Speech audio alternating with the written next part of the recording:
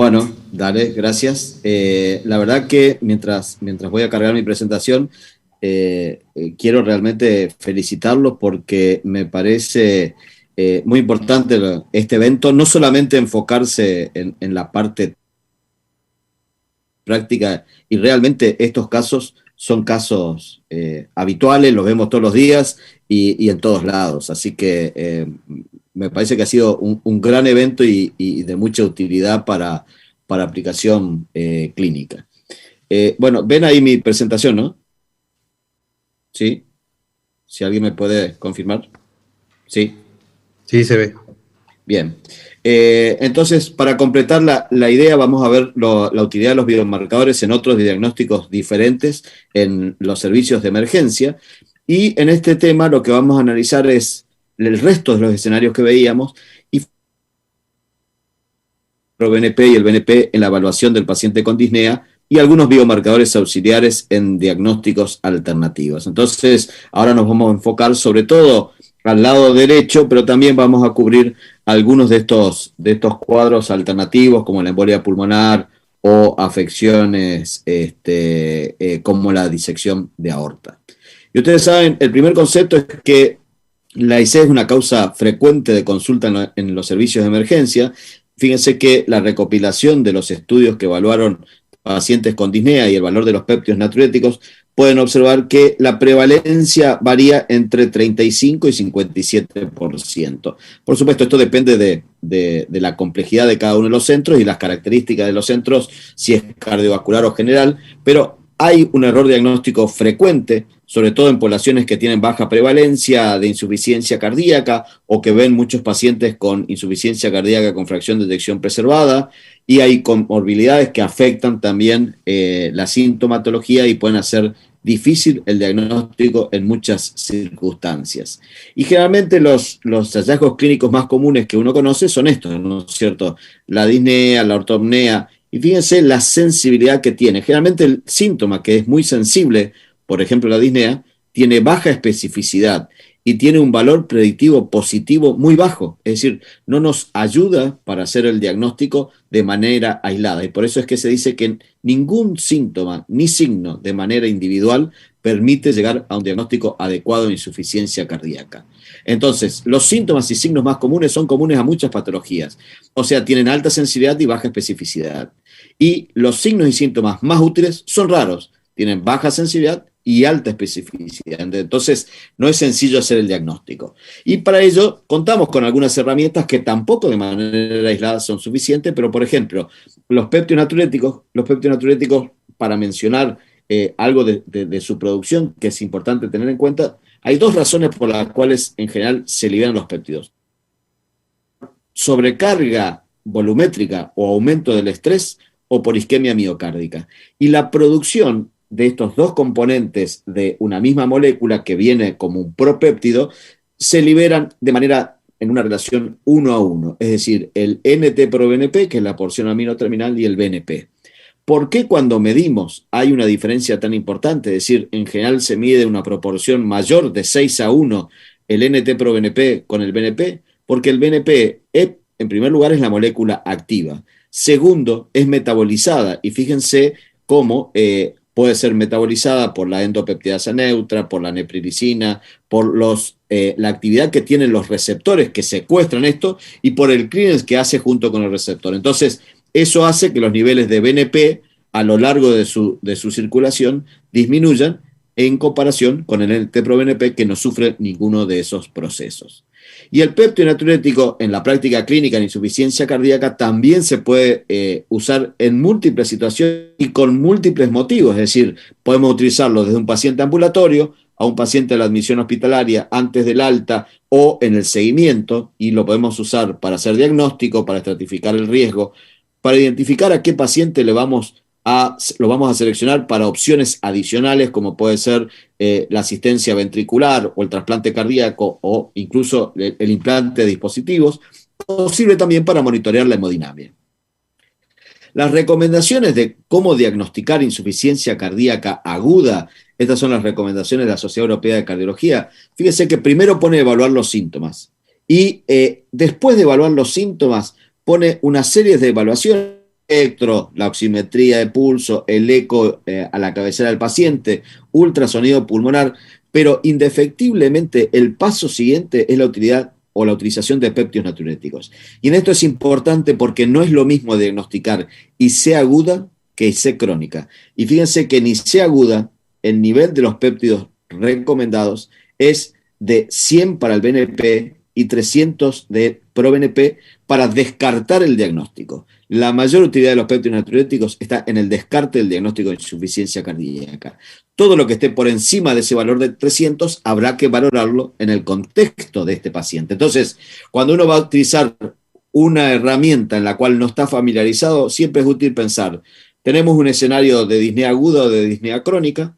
Si es disnea aguda, que es lo habitual en los servicios de emergencia, y vamos a usar algunos de estos biomarcadores, tenemos un valor de corte que nos permite descartar el diagnóstico, por ejemplo, el LT-ProBNP menos de 300, un valor que nos ayuda a hacer el diagnóstico, que depende de la edad. Entonces, en individuos hasta 50 años es 450 picogramos, si tiene 50 a 75 años es mayor de 900 y tiene más de 75 años es mayor de 1800.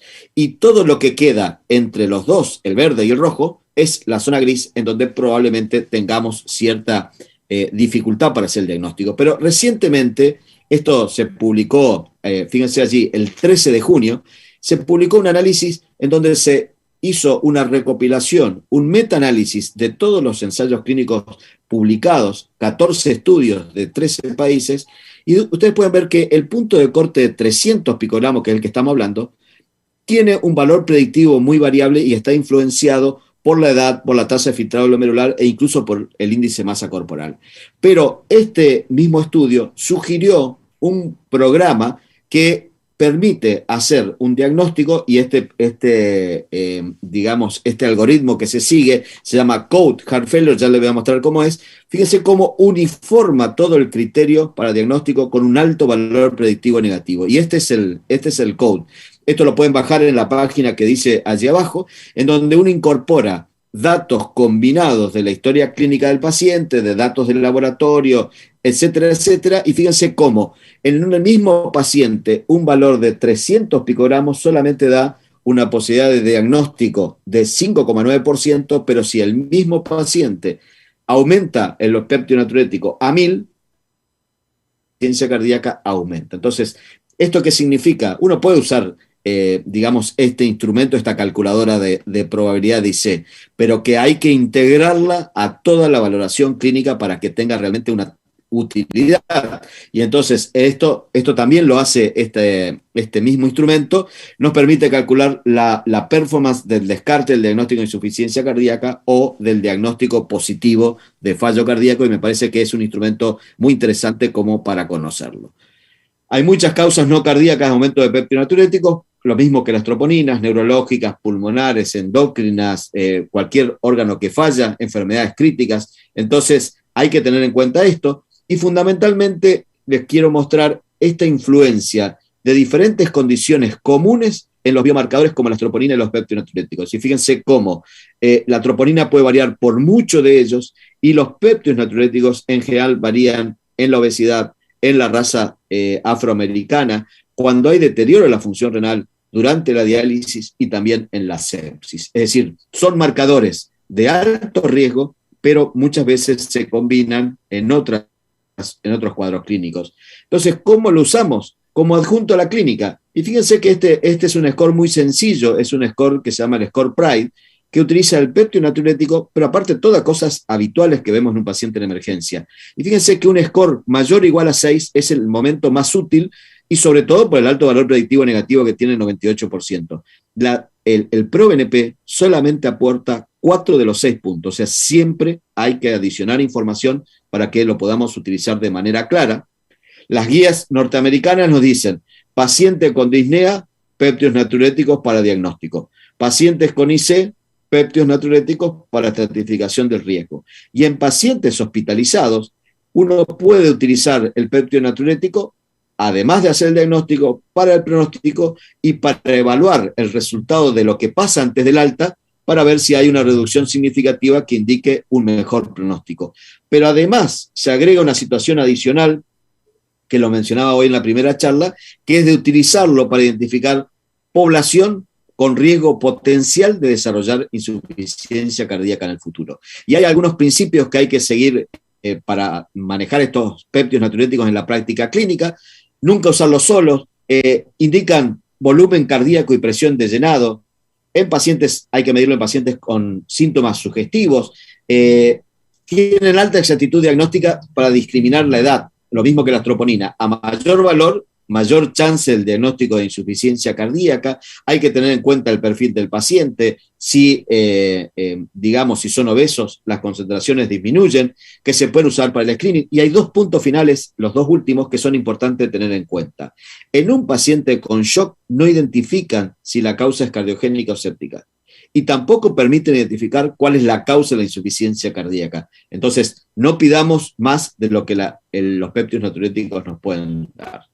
También la insuficiencia cardíaca sirven las troponinas, y fíjense, este es un metaanálisis de casi muchísimos estudios, casi 4.000 estudios, en donde las troponinas en IC aguda marcan pronóstico a corto y a largo plazo. Por lo tanto, hoy en día también está recomendada la utilización de las troponinas en un paciente agudo. Entonces uno puede combinar la información que nos dan los péptidos y la información que nos dan las troponinas, y esto en la práctica diaria. Medir péptidos al ingreso nos sirve para diagnosticar, decíamos hoy, y nos sirve para monitorear la evolución. Y las troponinas nos sirven para, en pacientes que tienen un valor por encima del límite superior de referencia, hay que pensar si el paciente tiene sospecha de un síndrome coronario agudo, porque si tiene sospecha, hay que repetirlo rápidamente, por lo que veíamos hoy, digamos, hacer los algoritmos de 0 a 1 hora. Y si está alta, pero no tenemos sospecha, uno puede volver a repetir la troponina posteriormente, porque hay incluso en insuficiencia cardíaca sin enfermedad coronaria descrito la posibilidad de que haya un delta mayor del 20%. Eso indica pronóstico en esta situación. Otra herramienta que podemos utilizar es el dímero D, que es un producto de degradación de los puentes cruzados de fibrina y que indica la presencia de disolución de coágulos. Entonces, sirve para el diagnóstico de trombosis venosa y tromboembolismo pulmonar, pero sobre todo, fíjense que tiene una alta sensibilidad, pero sobre todo se utiliza por el alto valor predictivo negativo. Es decir, un valor bajo nos permite descartar la presencia de enfermedad tromboembólica, pero tengan en cuenta que no hace el diagnóstico. ¿Por qué? Porque hay muchísimas causas, como ven a la derecha, ya sea patológicas o incluso no patológicas, que pueden aumentar el dímero D en situaciones que no estén necesariamente relacionadas con este cuadro clínico. Cuando uno va a hacer el diagnóstico, entonces combina la información clínica de probabilidad de esta enfermedad, como son los criterios de Wells o el score de Geneva, que nos hablan de probabilidad alta, moderada o baja, o lo que es más útil, de probable o improbable. Cualquiera de los dos scores tienen la misma utilidad. Entonces, según esa severidad, las recomendaciones es que el dímero D con alta sensibilidad en pacientes con probabilidad baja a intermedia o TEP improbable, esa es la indicación precisa. Y a medida que el TEP se va haciendo más probable, es decir, no está recomendado en pacientes con alta probabilidad clínica. Y el otro dato importante que hay que tener en cuenta es el grado de compromiso de estos pacientes. Entonces, cuando uno tiene un paciente en el cual se sospecha un tromboembolismo pulmonar, hay que mirar si tiene inestabilidad hemodinámica o no. Si no tiene inestabilidad hemodinámica, evaluamos la probabilidad. Si la probabilidad es baja, podemos pedir el dímero D. En todas otras circunstancias, no es útil la utilización de este biomarcador, y menos aún en un paciente que tiene compromiso hemodinámico, que el algoritmo irá por otro lado. Pero es interesante también que el dímero D se puede utilizar en el síndrome aórtico agudo. Y fíjense que este es un score que se llama AT-RS, donde analiza condiciones predisponentes, dolor, las características del dolor, hallazgos físicos, y habla de un riesgo o una posibilidad de tener el diagnóstico, y cuando uno tiene una probabilidad baja, el dímero D, de nuevo, nos ayuda a descartar el diagnóstico de un síndrome aórtico agudo. La procalcitonina es otra. La procalcitonina se utiliza en la evaluación de los pacientes con neumonía y sepsis. Ustedes saben, es producida por células parafoliculares de la tiroides, es la precursora de calcitonina, y por células neuroendocrinas. Y aumenta muchísimo en respuesta a estímulos proinflamatorios, fundamentalmente de origen bacteriano. Pobre biomarcador para diagnóstico o para pronóstico de sepsis en general. Ayuda a decidir a veces hasta cuándo seguimos con los antibióticos. Se usa, nosotros lo usábamos en una época mucho para seguir las infecciones bacterianas y decidir cuándo uno estaba en un momento para reducir o suspender los antibióticos, pero tiene algunas limitaciones en ese tema, por lo tanto, no es quizás el espacio más útil. Desde mi óptica, uno de los momentos más importantes para utilizar la procalcitonina es cuando queremos diagnosticar neumonía en emergencia. Y claramente aquellos que tienen elevación de la procalcitonina al momento de la admisión tienen un alto valor predictivo para el diagnóstico de neumonía, pero ojo, hay pacientes, fíjense, este grupo en particular, que son insuficiencias cardíacas con neumonía, en donde también puede haber elevación de este biomarcador, pero en general el aumento de la procalcitonina orienta hacia la presencia de una infección bacteriana. Entonces, en disnea aguda, la procalcitonina es un marcador de neumonía. En el diagnóstico diferencial con la IC posee buen poder de discriminación para el diagnóstico y la exclusión de neumonía. Y niveles elevados predicen la mortalidad al año y adiciona información a los péptidos natriuréticos, por lo tanto, es otra herramienta adicional. Y según esta recomendación, de nuevo, fíjense cómo todos los biomarcadores se combinan con predictores clínicos. Evaluación inicial clínica. ¿Qué chance tengo de que haya una infección bacteriana o no? Nos va a determinar la información que nos va a dar la procalcitonina. Si está con un valor elevado, nos va a aumentar la probabilidad y eso se debe interpretar en el contexto clínico de si la infección es probable o posible o altamente probable. Y en algunos casos se puede considerar, como decía hoy, para el monitoreo de esta infección bacteriana.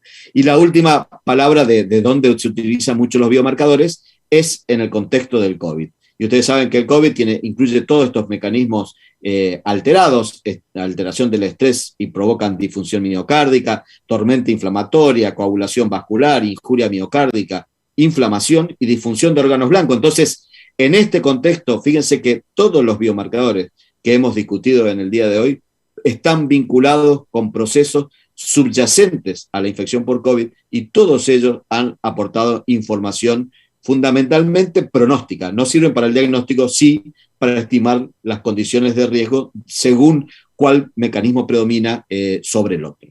Entonces, como mensajes finales, una gota de sangre claramente nos brinda información adicional. Los biomarcadores deben usarse siempre dentro de un contexto clínico, nunca fuera. El NT-proBNP y el BNP constituyen herramientas necesarias para el diagnóstico, la estratificación del riesgo y el monitoreo de la insuficiencia cardíaca. El dímero D es útil para descartar la presencia de enfermedad tromboembólica en casos seleccionados. Dijimos, sin compromiso hemodinámico y con probabilidad baja de tener un tromboembolismo pulmonar, y la procalcitonina puede ayudar en el diagnóstico diferencial de la neumonía en un paciente que consulta con disnea. Muchas gracias.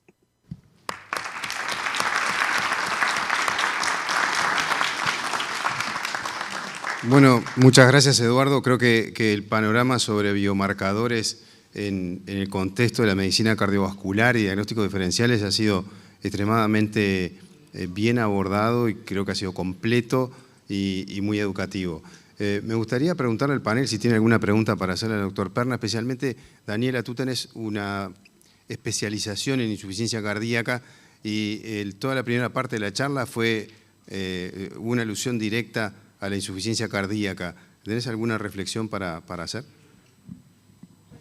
Excelente el aporte de Eduardo. Creo que está muy bueno todo el valor que se le da inicialmente a los péptidos para el diagnóstico de exclusión de insuficiencia cardíaca y luego, como él resaltaba, para el pronóstico y la evolución. Y no solo eso, que él lo puso en una diapositiva al pasar, también para la respuesta terapéutica, porque dar de alta a un paciente con un NT-proBNP que se mantiene elevado hace un alto riesgo de reingresos de ese paciente y de evolución en una insuficiencia cardíaca más avanzada. Y si bien el costo de usar NT-proBNP diario es alto, nosotros no lo usamos diario, pero sí antes del alta repetimos para ver ese cambio que hubo entre el NT-proBNP del ingreso y del alta, y tratando de darle el alta con un descenso entre un 30 y un 50% del inicial sería lo ideal para evitar reingresos. Sí, claramente esa es creo, de una de las utilidades más interesantes que tienen los péptidos, sobre todo porque es muy fácil diagnosticar la IC para un cardiólogo en el momento agudo. El problema es decir cuándo está compensado. Y sabemos que la falla en la compensación antes del alta implica un alto riesgo de readmisión y por lo tanto costos, riesgo de mortalidad, etcétera, etcétera. Entonces, y pensando en este tema de los costos, hacer una determinación inicial, como decía hoy, sirve para hacer el diagnóstico y por otro lado, tener el pronóstico estimado y evaluar la probabilidad al alta. Y cuando el paciente se va de alta, la segunda medición nos dice si eso bajó y qué riesgo tiene a futuro. Ustedes saben, por ejemplo, el estudio Victoria, que evaluó pacientes antes del alta, un valor más de 8.000, por ejemplo, seleccionó la población que no responde adecuadamente al Vericiguat, pero si tiene menos de 8.000, tiene un valor para instaurar un tratamiento que reduce el riesgo futuro. Entonces, es de mucha la determinación en estos dos momentos de la evolución de una IC descompensada.